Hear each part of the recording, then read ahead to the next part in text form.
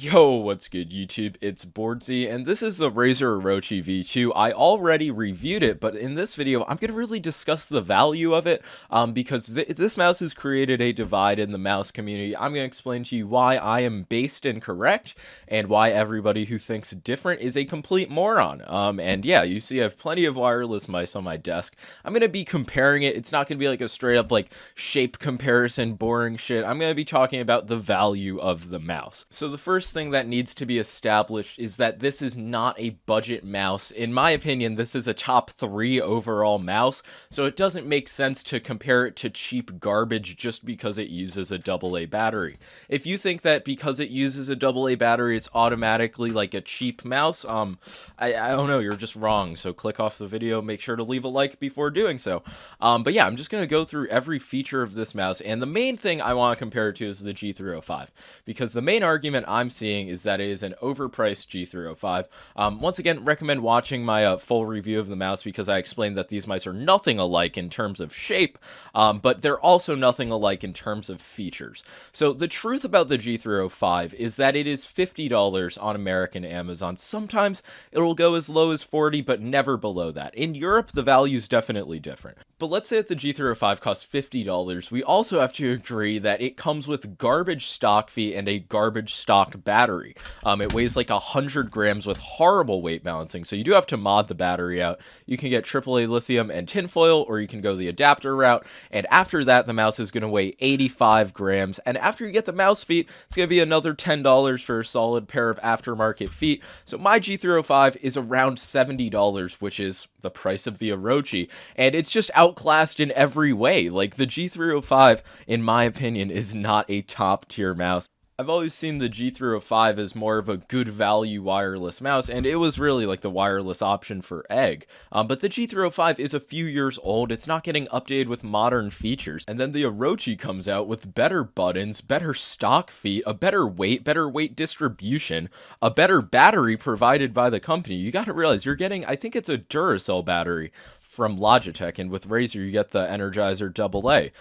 And you can make this mouse 64 grams if you use a AAA battery. So I mean, it's like, really, what is the comparison? I just don't see why it's being made.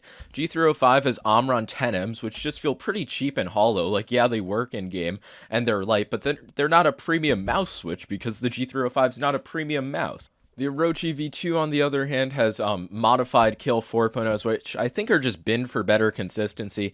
They take a bit more to activate, but they're very tactile, like perfect in-game, and much more in line with what the community wants. I'm not going to like do another like full review of the mouse. If you want to know about the individual features, go back to that. But yeah, the G305 is just outclassed, so I don't really see that comparison. And I think for $70, since when was that ever considered overpriced for a wireless mouse? We have people like fucking shilling the Viper Ultimate back when it was like $150. Obviously me, I'm a massive fan of the G Pro Superlight. It's my go-to recommendation. If you want like a perfect mouse, that's $150. But somehow the Razer Orochi V2, $70, packing features that really do compete with like top tier mice. Certainly competing with something like the Model O wireless, which is $10 more. And yeah, it's just really, people can't get past the battery. So I just want to reiterate that that is stupid, and if what you care about is charging the mouse least, I think battery is your best option, because if you throw this on 500 hertz, I guarantee you could forget about it for well over a month. And the same thing with the Superlight, honestly. I seldom charge this. I mean, I got the charging dock. But the mice that people complain the most about their potential, like, charging situations, these are the mice that die the least. Like, the reality is, the Model O wireless, if you have RGB on, this shit's dying in, like, 3 to 5 days max, if you use your PC, like, a good bit. The Superlight lasts for, like, 2 weeks on end, and the Orochi V2, I did find out that Razer claims it has 450 hours of battery life with the stock battery they provide you, and if you want the lower weight and a bit less battery life, you can obviously use the AAA.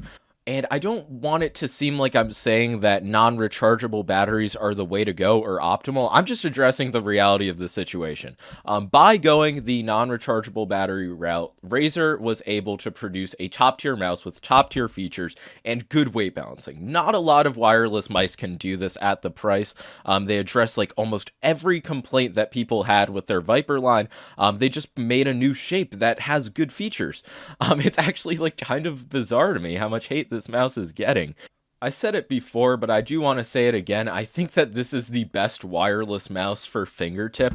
It's kind of made me start using fingertip again. I even like when I picked up my Superlight, I was trying to like fingertip it, and I still do prefer claw on the Superlight. And overall, I think the Superlight's a more like stable mouse, and it's still lighter with even better balancing. So that's why I'm not maining the Orochi over it. But man, when I've been using this mouse, I've just felt super comfortable with it. The weight at 72 grams, some people might think that's a do people think 72 is heavy? I feel like a lot of people accept that like high 60s to low 70s is kind of just like that good zone for weight, and if you can go lower than that while maintaining good balancing, that's even more ideal. But I have no complaints with the weight. And I've noticed that sometimes I even like just change my grip into this claw grip, but then I'll go back to fingertip. It's really weird, but I just only have good things to say about this mouse, and the main gripe seems to be that battery, and I just don't care about how my mouse charges.